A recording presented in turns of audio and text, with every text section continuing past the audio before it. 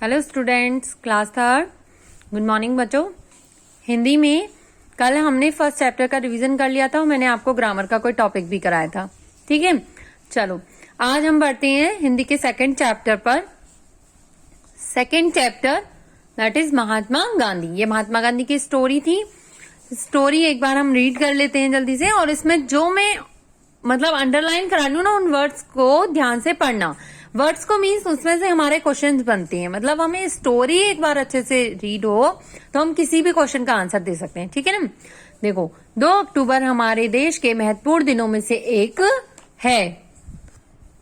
यह दिन गांधी जयंती के रूप में पूरे देश में मनाया जाता है। तो 2 अक्टूबर किस दिन के नाम से जाना जाता है? गांधी जयंती।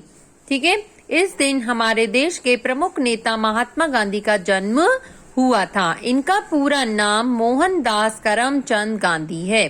गांधी जी का पूरा नाम क्या था? मोहनदास करमचंद गांधी। सारा देश इन्हें बापू के नाम से भी जानता है ना। हम कहते हैं ना बापू। गांधी जी का जन्म गुजरात के पोरबंदर नामक शहर में हुआ था। गांधी जी का जन्म कहाँ हुआ था? गुजरात के पोरबंदर नामक शहर में। ठीक है। ये पूछ सकते हैं आपको कि किस शहर में हुआ था या कहाँ हुआ था। इनके पिताजी का नाम करमचंद गांधी था। पिता का नाम क्या था? करमचंद गांधी। वह एक रियासत के दीवान थे। गांधी जी की माता का नाम पुतलीबाई था।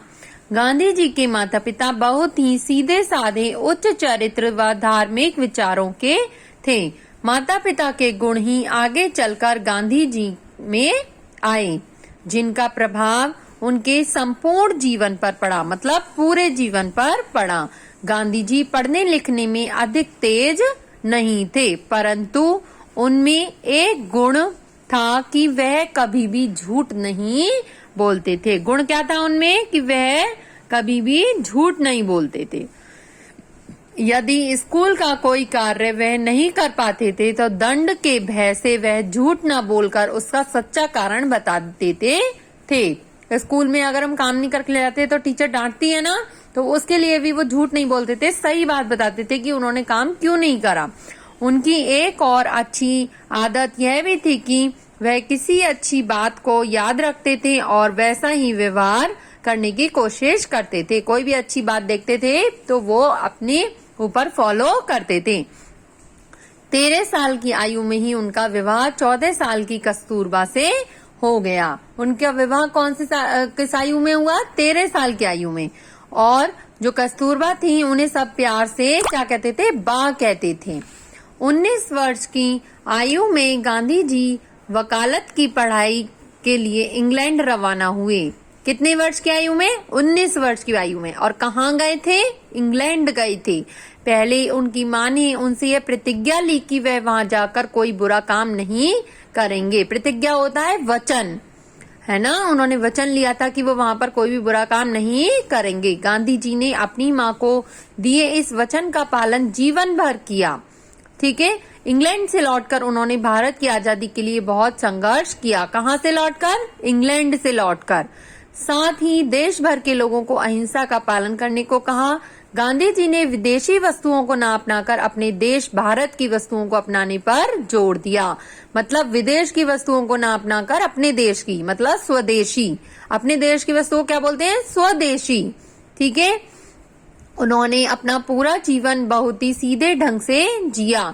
उन्होंने एक आश्रम की स्थापना की और वह उसी आश्रम में रहते थे। कहाँ रहते थे? आश्रम में रहते थे गांधी जी। और क्या पहनते थे? सादी धोती व गमछा पहनते थे, है ना। और वह चरखा चलाते थे।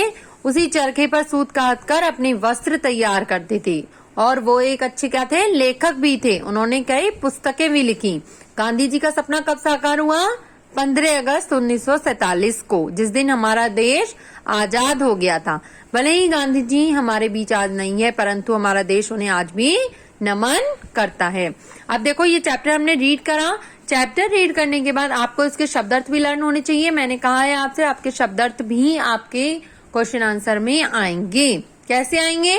जैसे मान लो मैंने आपको दे दिया कि रियासत शब्द का क्या अर्थ है, और नीचे मैंने आपको 3 ऑप्शन दे दिए, राज्य, स्वतंत्रता या डर।